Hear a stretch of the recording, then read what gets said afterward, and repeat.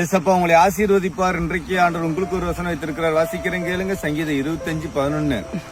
கர்த்தாவே, என் அக்கிரமம் பெரிது, உம்முடைய நாமத்தின் நிமித்தம் அதை மன்னித்தருளும் என்று யார் ஜெபிக்கிறார்? தாவீது ஜெபிக்கிறாரு. கர்த்தாவே, என் அக்கிரமம் பெரிது, உம்முடைய நாமத்தின் நிமித்தம் அதை மன்னித்தருளும் என்றது தாவீது ஜெபிக்கிறாரு.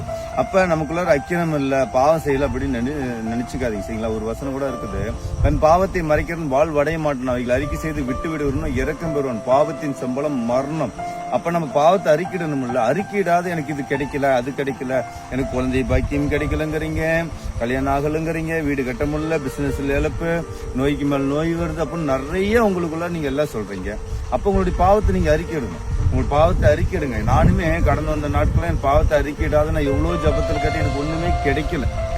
எனக்கு வண்டி இல்லாத இருந்துச்சு, கார் இல்லாத இருந்துச்சு, வேலை வாய்ப்பு இல்லாத இருந்துச்சு, நோய்பட்டு இருந்தேன். என் பாவத்துல அறிக்கையிட எனக்கு எல்லாமே சகலமே எனக்கு திருப்பி கொடுத்தாரு.